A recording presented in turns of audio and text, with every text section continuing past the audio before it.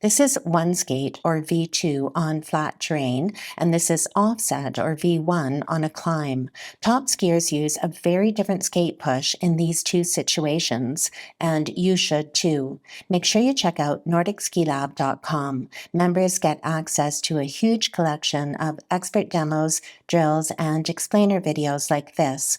Let's take a look at different ways to push a skate ski. This skate push prioritizes driving force directly into the pushing edge of the ski. Over here, the skier uses his leg and body more like a lever, creating torque against the pushing edge. A key difference between these two situations is the resistance the skier is working against. Here, the skis are gliding and quite willing to continue gliding. The skis are like a door on well-oiled hinges. You just push the door and it glides open. You just push the skis and they continue gliding. On the uphill, there's high resistance. The skis don't glide easily, and even when you get them moving, they can still grind to a stop if you aren't careful. If the skis are a door, they are like a heavy door, jammed shut on rusty hinges. You can't push the door open. You need a tool, so you grab a crowbar and pry it open. All skate pushes use both force and leverage. Top skiers are really good at adjusting their skate push to prioritize the use of force or leverage depending on their speed, the resistance, and the terrain. Two things they do are they position their body a little differently over the edging ski at the start of the skate push, and they also move differently when they shift from ski to ski. By learning what they do, you can also improve your ability to differentiate your skate push and prioritize either force or leverage depending on the situation. Let's look at body position at the start of the push in these two examples. So here the ski is starting to roll onto its inside edge, and we'll compare the position of the edge to the approximate center line of the skier, and we'll see that the skier is almost centered over the edge of the ski. In offset, the skier tries to land the foot slightly wide of the hips and on its inside edge so that he can start pushing right away. And if we look at the position of the inside edge of the ski and the center of the body, we see that there's a little bit more separation between those 2 points at the start of the skate push in offset. And thinking back to the concept of this being a situation where the skier wants to prioritize force, and this being a situation where the skier wants to prioritize leverage, over here he can better drive force directly down into the edge of the ski, and here he's got a little bit of distance to start to create a lever with his body and his leg to get the torque that he needs to work the inside edge of the ski into a skate push. The second big difference between these two strategies is in how the skiers move their weight from ski to ski. This is the topic of weight transfer, which is a favorite topic for cross-country skiers. To use your skis effectively, you need to move your weight from one ski to the other. The two things you need to think about are your center of mass and your base of support. Both of those things change as you ski, but to keep it simple, just think about the midline of the torso as the center of mass and the foot as the base of support. And generally speaking, when the torso is more directly over the foot, more of the skier's weight goes through that foot. And the key question to ask is, how do you get into that position?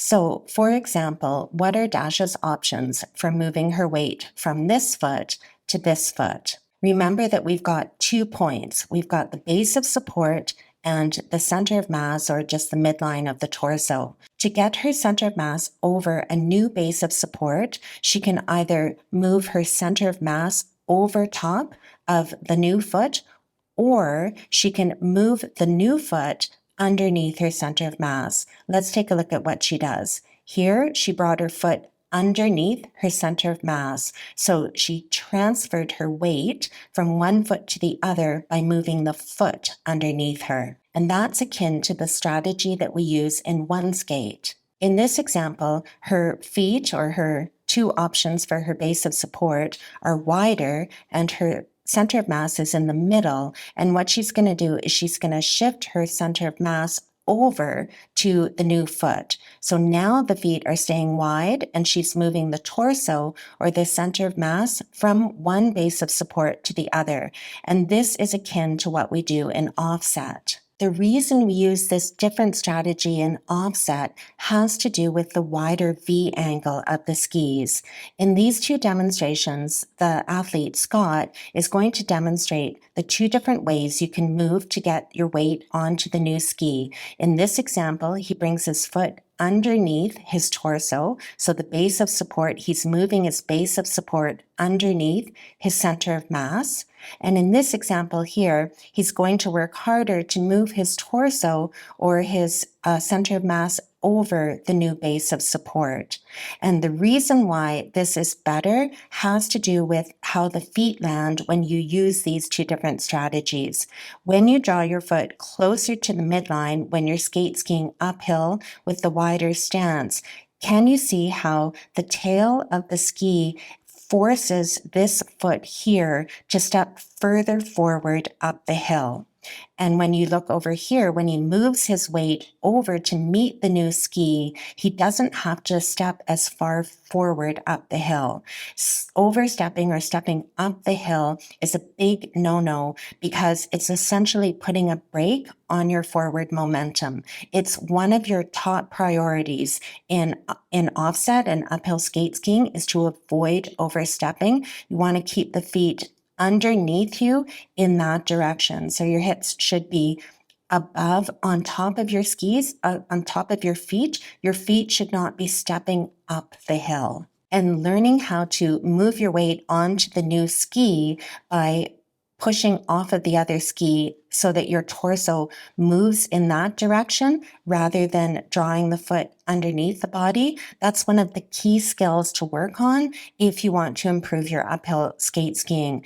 And the trick to doing that, it has to do with the way that he finishes his skate push. In this example here, he's got a sharper finish to his skate push. So he adds a little bit of extra thrust here at the end of his push, and that helps move him over to the new ski.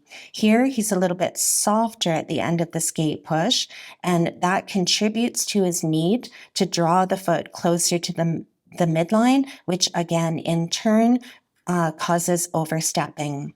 You would probably think that this strategy would lead to more wasted side-to-side movement in offset. But if you look at a skilled skier, you'll see that their body still travels very straight up the hill. I think one of the keys to this is really getting good at making that skate push a little bit sharp at the end of the push. And the way I think about that is it's analogous to a classic ski push where you have to have a little bit of a sharp movement at the start of the push to set the wax pocket against the snow. To recap, force and leverage always work together in a skate push, but the balance changes based on terrain and technique. On flats, after building up speed, force is the priority. Keep your feet under your body so that your body weight can enhance the push. On climbs, or when starting from a standstill, leverage is key. Use a wider stance, land on an edged ski, and start pushing immediately. Adding a little extra oomph at the end of each skate push can help prevent overstepping as you transition to the next ski. If you enjoyed this explainer, Nordic Ski Lab offers drills, expert demos, and detailed technique breakdowns. Join thousands of skiers and coaches in our supportive community and get actionable ideas to improve your skiing.